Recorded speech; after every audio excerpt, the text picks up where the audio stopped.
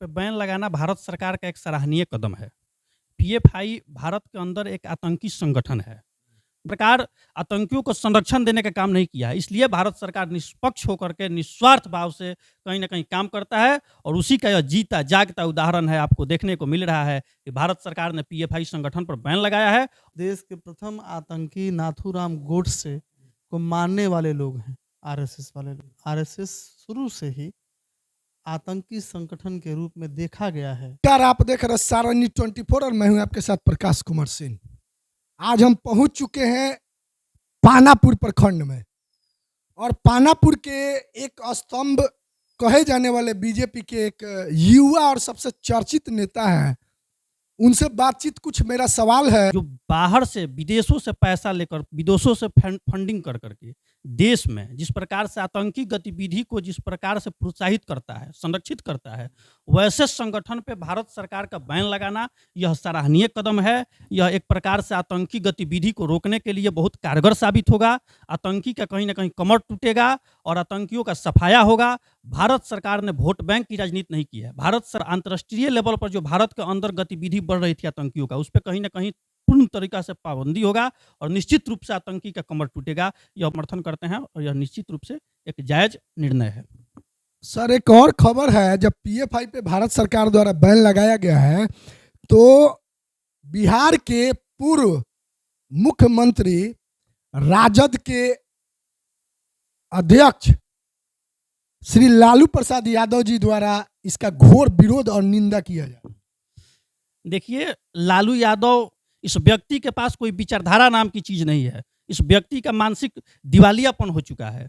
राष्ट्रीय स्वयंसेवक संघ को और पीएफआई का समर्थन एक साथ करने के लिए, उसका तुलना करने के लिए इस व्यक्ति के पास हमको लगता है कि मानसिक रूप से दिवालियापन हो गया है। राष्ट्रीय स्वयंसेवक संघ का इतिहास रहा है, आप इतिहास उलट कर देख लीजिए। राष्ट्रीय स्वयंसेवक संघ और 1925 ईस्वी से लगातार देश के लिए, राष्ट्र के लिए समर्पित संगठन है। देश के लिए अगर जीने मरने की जज्बा रखने वाला कोई संगठन है तो राष्ट्रीय स्वयंसेवक संघ है। वह राष्ट्र के लिए, राष्ट्र प्रेम के लिए, राष्ट्र हित के लिए काम करता है। उस 1 मिनट से रोकना चाहेंगे, थोड़ा सा मुझे बताइए कि लालू प्रसाद यादव जी जो है एक गरिमाई पोस्ट पे है और कहीं ना कहीं देश के लोग उन्हें देखते, समझते और सुनते हैं, तो आपको क्या लगता है कि वो भारतीय होने के नाते यह कह रहे घटिया है? भारतीय होने के नाते जिस प्रकार से देश के अंदर जो एक राष्ट्रवादी संगठन है उसके ऊपर इस तरह का पीएफआई से तुलना करना यह घोर अपराध है। इसका हम पूरी तरीके से निंदा करते हैं। राष्ट्रीय स्वयंसेवक संघ का इतिहास देखिए। पत्रकार पे कोई गुस्सा करता है तो गलत है। लोकतंत्र का चौथा स्तंभ है पत्रकार।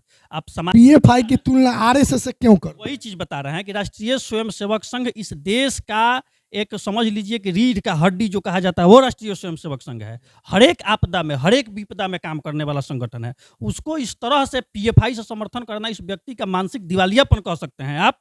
राष्ट्रीय स्वयंसेवक संघ ने, अगर देखिए, जब देश की लड़ाई हुआ था 1962 ईस्वी के, लोगों ने कतार के पहली लाइन में आकर ब्लड देने का काम किया। दूसरा चीज आपको बता रहे हैं कि राष्ट्रीय स्वयंसेवक संघ उसको हम लोग करते हैं जो अभी आपके कोरोना ईयर में देख लीजिए जिस प्रकार से राष्ट्रीय स्वयंसेवक संघ लोगों का रहा है। 40,000 से ज़्यादा स्वयंसेवक आपके बिहार के अंदर हम बता रहे हैं कि घर घर भोजन को पहुंचाने का काम करता हो। मास्क, हमको लग रहा है कि 1 लाख से ज़्यादा मास्क का वितरण हम लोगों ने तो छपरा जिला के अंदर राष्ट्रीय स्वयंसेवक संघ के लोग किए हैं।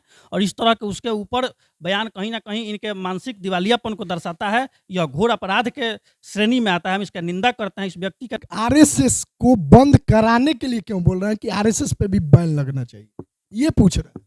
देखिए, राष्ट्रीय स्वयंसेवक संघ एक राष्ट्र, देखिए, सबसे पहला चीज़ है कि बिहार में लालू यादव की सरकार है, नीतीश कुमार जी की सरकार है। अगर हम आपके चैनल के माध्यम से चैलेंज करते हैं कि अगर लालू यादव के अंदर क्षमता है तो पहले बिहार में राष्ट्रीय स्वयंसेवक संघ पर बैन लगा कर दिखाए, बिहार में आरएसएस पर बैन करके दिखाए। इन लोगों के अंदर अगर क्षमता है तो हम आपके साथ चैलेंज के साथ कहते हैं कि अगर आपके पास हिम्मत है तो चैलेंज करके कहते हैं कि आप बैन करके दिखाइए।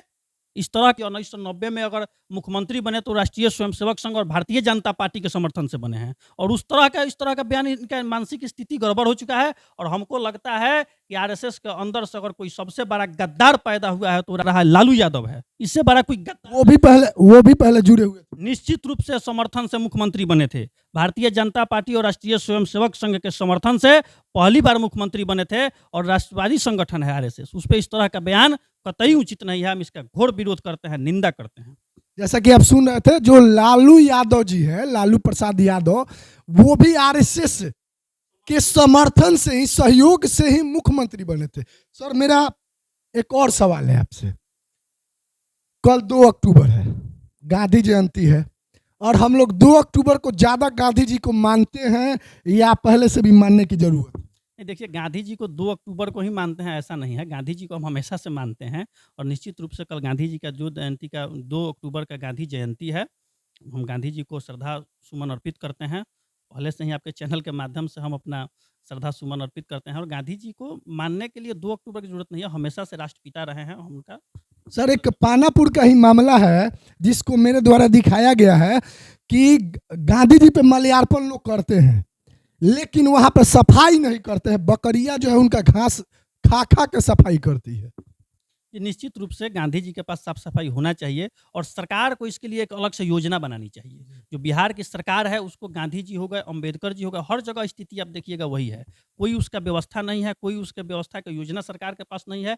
जो भी हमारे देश के महापुरुष हैं, जो भी हमारे देश के एक जो देश निर्माण में जो उनका योगदान रहा है, उनका जो भी स्टैच्यू जहाँ भी लगा है, उनके निर्माण के लिए, उनका साफ-सफाई के लिए उस व्यवस्था सरकार को करनी चाहिए। मतलब सर कोई भी नेताजी का प्रोग्राम होता है, यदि माल्यार्पण होता है, उससे पहले साफ सफाई होने की जरूरत है या नहीं? बिल्कुल सफाई होने की ज़रूरत है। इस सवाल आपको जनप्रतिनिधि लोगों से भी पूछना चाहिए कि भाई आप जनप्रतिनिधि हैं, गांधी को मानते हैं और गांधी के नाम पर जो राजनीति करते हैं, जो समाजवाद की बात करते हैं, ये भ्रष्ट नेता जो लोग हैं, उनसे भी आपको सवाल पूछना चाहिए, जो सरकार में बैठे लोग हैं। सर पूछे तो एक समाज से भी मुझे मिल गए खबर के माध्यम से, मतलब खबर चला रहे थे तो एक समाज से भी ऐसे उतरे जैसे तो लगे कि वो दबंग है। मेरे सवालों से उनकी इतनी फटी कि मैं कह नहीं सकता हूँ।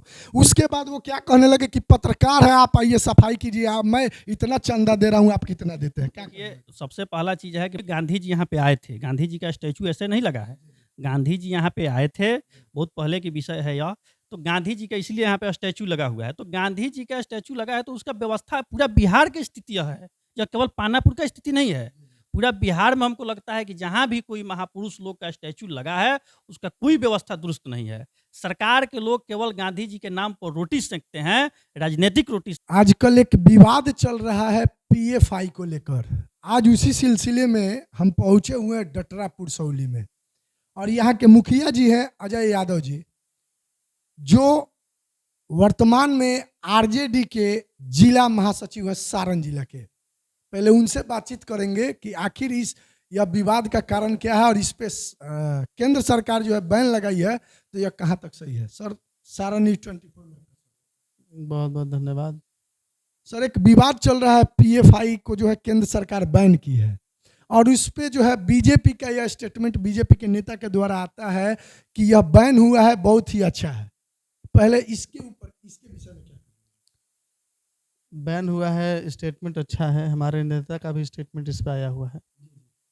सर उस पे बात करेंगे, मतलब बैन होना चाहिए कि नहीं? नहीं, एकदम होना। अगर पीएफआई के खिलाफ अगर किसी प्रकार का साक्ष्य प्राप्त होता है और किसी प्रकार की बात होती है तो उस पर जांच होनी चाहिए, बैन होनी चाहिए, कार्रवाई होनी चाहिए।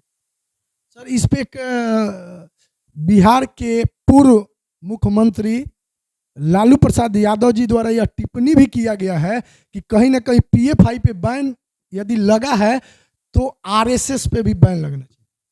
तो आरएसएस आज से नहीं, आरएसएस मतलब ये लोग जो है महात्मा गांधी को जिन्होंने मारा उसको ये लोग मानने वाले लोग। ये जग जाहिर है, सभी लोग जानते हैं। नाथूराम गोडसे को वो सभी लोग, आरएसएस के सभी लोग जो है उनको पूजते हैं, वो गांधी को नहीं पूजते।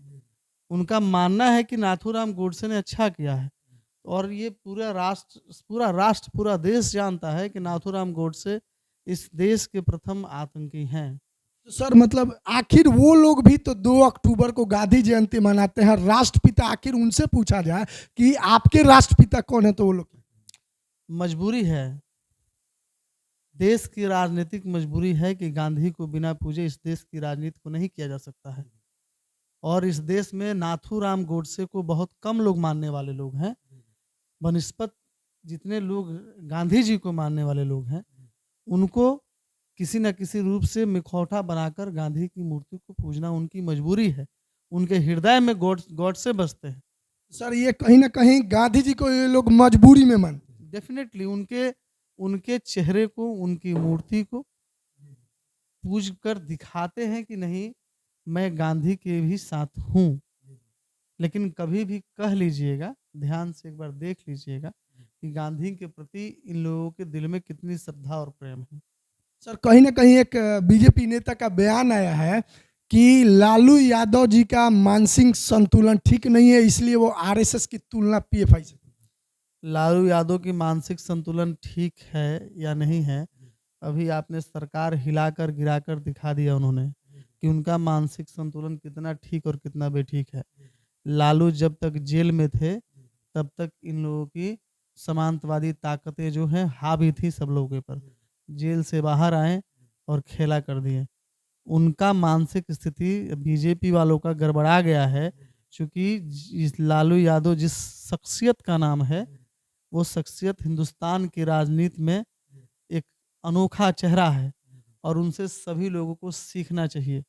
सांप्रदायिक ताकतों के खिलाफ वो व्यक्ति लड़ता हुआ आज बूढ़ा हो चला है, लेकिन इस परिस्थिति में देखिए देश की राजनीति किस प्रकार से करवट ले रही है और कैसे पूरा देश विपक्षी एकता की तरफ बढ़ रहा है।